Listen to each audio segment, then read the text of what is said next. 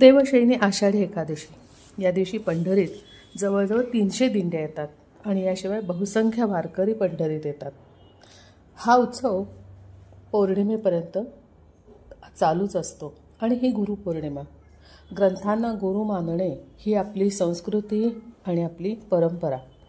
अभंग मंत्रगीता हा संतश्रेष्ठ तुकारामाने अनुवादित केलेला ग्रंथ आपल्यापर्यंत पोचावा म्हणून यूट्यूबच्या माध्यमाचा आधार घेतला आणि मंत्रगीतेतील प्रत्येक अभंगातील तुका म्हणे हे शब्दरत्न केव्हा आणि कसे प्रकाशमान झाले हा एक गूढार्थच आहे. तुकाराम समकालीन भावानुवादित ग्रंथलेखकांनी आशयानुसार मंत्र भागवत, मंत्र गजानन, मंत्र रामायण अशी ग्रंथनिर्मिती केली. तसे मंत्रयुक्त गीता व मंत्रयुक्त अभंगाचे अपौरुषेयत्व एकत्र आल्यानंतर अभंग मंत्रगीता हे नामकरण सोन्याला सुगंध प्राप्त झाल्यासारखेच वाटते. मंत्र सिद्ध होण्यासाठी त्यावर संस्कार करून चैतन्य आणावे लागते. श्रीमद भगवद्गीतेच्या प्रत्येक श्लोकावर एकनाथी भागवत, पुराणे, नामदेवगाथा, ज्ञानेश्वरी यांचे संस्कार करून तुकारामांनी भगवद्गीतेच्या 700 श्लोकांचे 700 अभंग मंत्र बनवले आहेत. म्हणून ज्ञानेश्वर जसे म्हणतात की ते हे मंत्र रहस्य गीता मेळवी जो माझिया भक्ता अनन्य जीवना माता बालका जैसे. तुकाराम म्हणतात आहे भगवद्गीता पूर्ण अमृत सरिता एक एक अक्षरात आहे माझा रमाकांत. जो हा सगुण निर्गुण एक रुक्मिणी रमण तुका म्हणे ज्ञानेश्वरी आत्मपदीची सोयरी. अशा ज्ञानेश्वर माऊलींपासून तुकारामांपर्यंत रामकृष्ण हरी हा नामघोष म्हणजे महाराष्ट्रातला भक्ती संप्रदायाचा एक ब्रीद. तुकारामांचे गुरु बाबाजी चैतन्य यांनी हा मंत्र स्वप्नात येऊन दिला म्हणून तुकाराम म्हणतात बाबाजी आपुले सांगितले नाम मंत्र दिला रामकृष्ण हरी. आणि हाच मंत्र तुकारामाने मंत्रगीतेतून सर्वांसाठी प्रथम दिला तो निग्रह मनाचा चित्तात निष्काम सदा स्मरे रामकृष्ण हरी.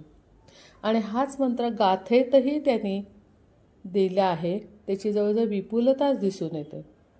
रामकृष्ण हरी यातला राम दशरथाचा पुत्र नव्हे आणि कृष्ण हा वासुदेवाचाही पुत्र नव्हे.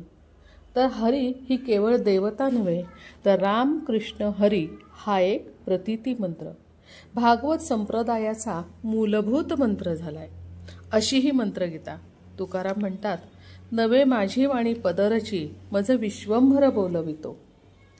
आता पसायदानातून विश्वात्मके देवे म्हणून विश्वाला गवसणी घालणारे ज्ञानेश्वर आणि मंत्रगीतेतील कर्मयोगातून पूर्ण सृष्टीची आहिता तुका म्हणे कळवळी असे जगद्गुरूंनी व्यापलेल्या पंढरीत तुकारामांनी आज फक्त रामकृष्ण हरीचा नामगजरच आपल्याला ऐकून येणार आहे आणि त्याचाच गजर आज आपण करूया.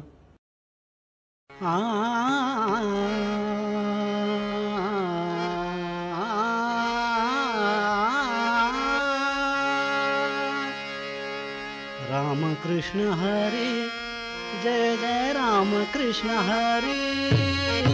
रामकृष्ण हरी जय जय रामकृष्ण हरी. जय जय रामकृष्ण हरी. रामकृष्ण हरी जय जय रामकृष्ण हरी. रामकृष्ण हरी जय जय रामकृष्ण हरी. रामकृष्ण हरी जय जय रामकृष्ण हरी.